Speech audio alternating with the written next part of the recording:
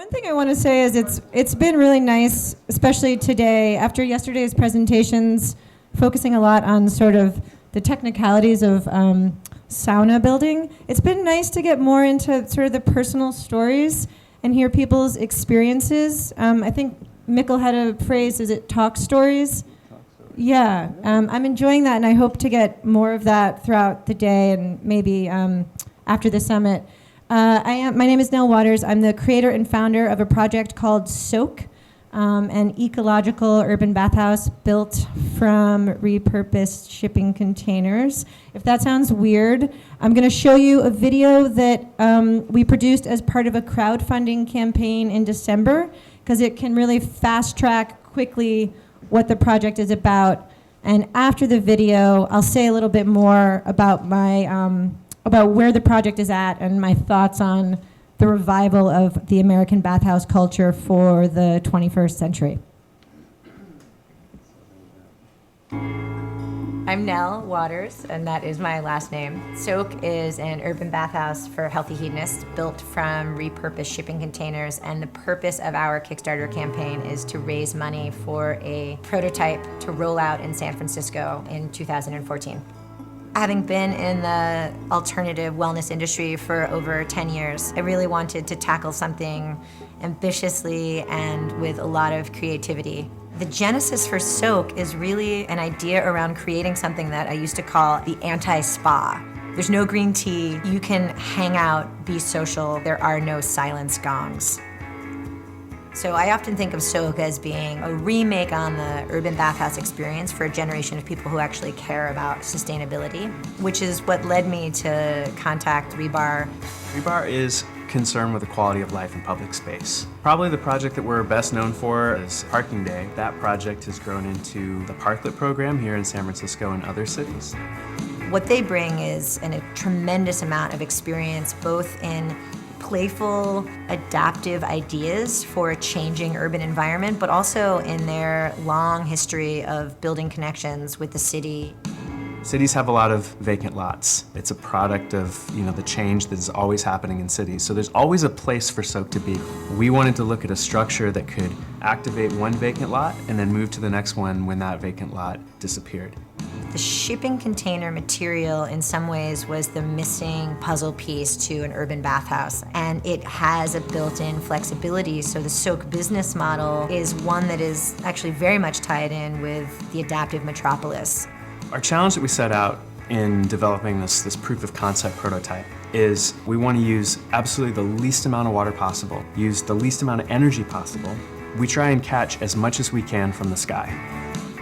About half of the water for the soaking tubs will be provided entirely by rainwater catchment. We're really proud to say that in working with our engineers, we've been able to get the entire spa powered entirely by the sun. We want to give people the experience that using less resources doesn't mean having a lesser experience. It actually means having an even more interesting experience, and show that sustainability and indulgence aren't mutually exclusive values.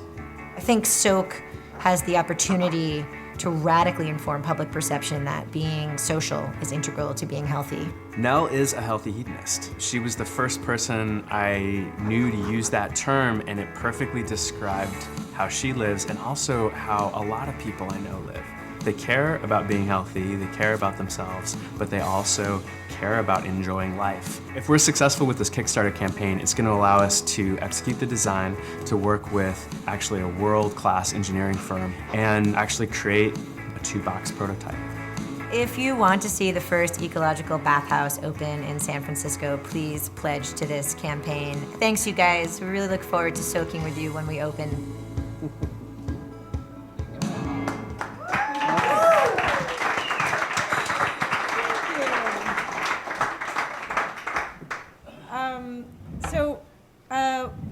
Some of us were at dinner last night, and Ariel Sutro gave a really great history on Sutro Baths, which is a historical public bathing facility in San Francisco, which is now a sort of ruins.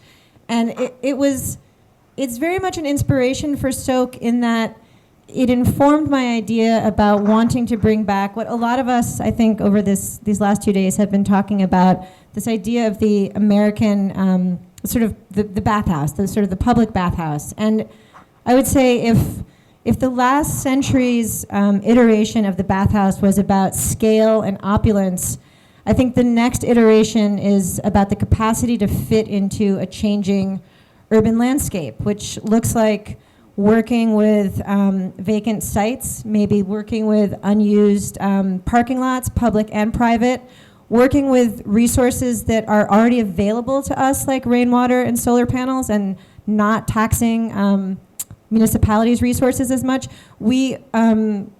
I'll save maybe questions at the end around sort of some of the engineering parts of it.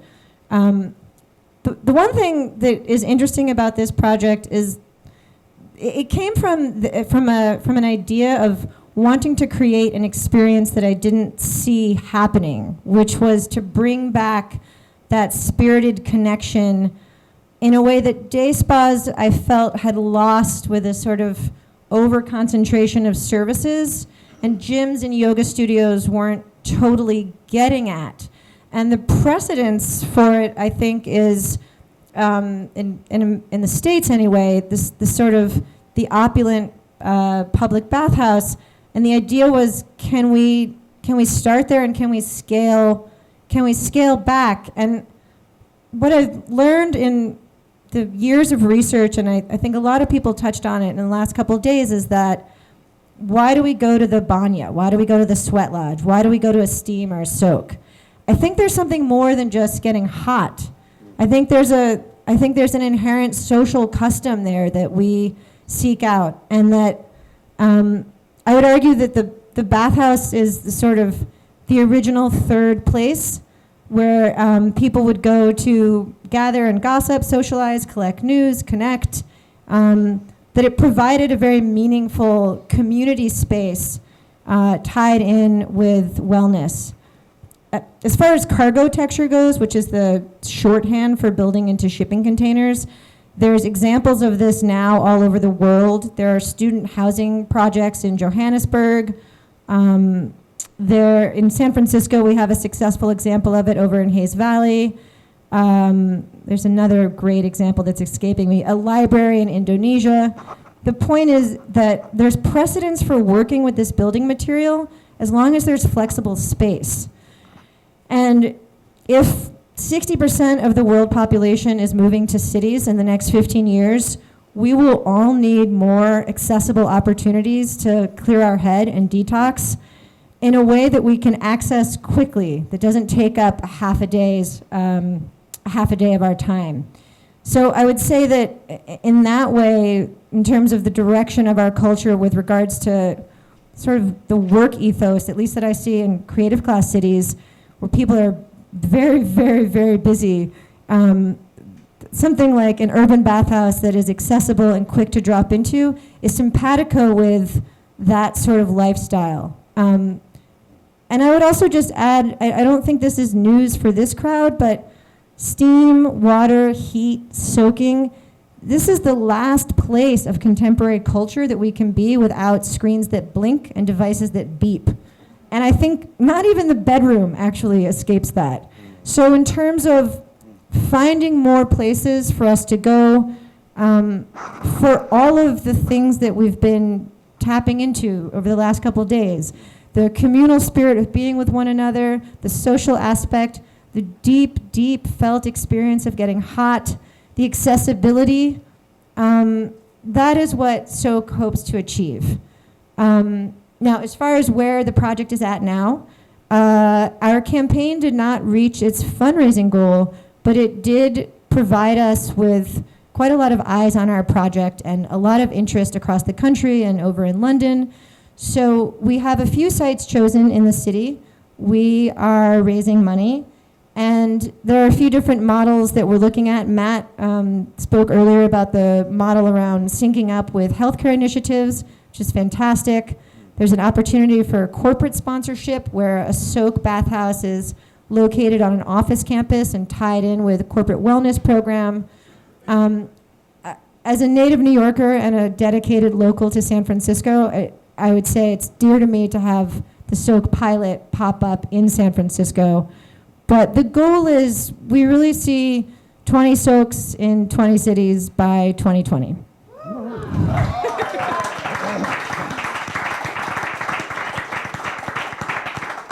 And I'm happy to take any questions if there are any. Sure there are, yeah. Greg? No, about 10 or 11 years ago, there's a group up in Canada named Casper Canadensis, I guess, like design studio, and they, Oh, design studio? Yeah. I bought it, they created a sauna and a shipping container for me, and Great. shipped it to Seattle, and I've been on a farm there for the last decade. I want to come visit. It works great. Great. Right. Yeah. I'm sorry, did you say you were going to discuss the engineering concerns, or? Then if there were questions, I wasn't going to get into it in detail, but if you have a specific question. It seems that, I like the idea of a module, Mm-hmm. inexpensive, readily accessible, easy to move module. And I assume that your determination on the shipping container was based on those factors primarily, or other factors?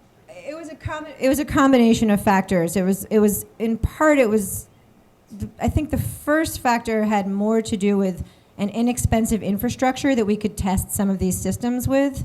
In other words, rainwater catchment and gray water filtration is a lot easier if it's site-specific versus tying it in with a brick and mortar building that we would be leasing for more costs and longer periods of time. So are you working on the engineering part of it? Because that seems to be the biggest.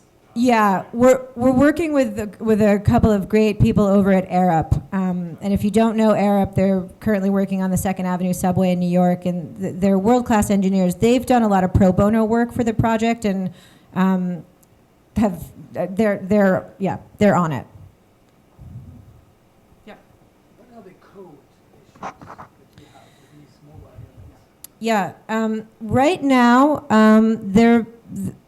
well, first let me say that because of projects in the city like Proxy, which for those of you that don't know, it's a flexible micro retail space in Hayes Valley. It was a dead neighborhood 5 years ago that was slated for a lot of redevelopment when the economy tanked. An innovative architectural firm from the East Bay stepped up and said, what we'd like to do is build shipping containers over 5 years in a flexible enough way that when the economy is strong enough, we can move these out and you can move forward with your development. What's happened is that neighborhood has so successfully responded to the micro retail and the pedestrian mall that they've extended their short-term 5-year lease to another 5 years.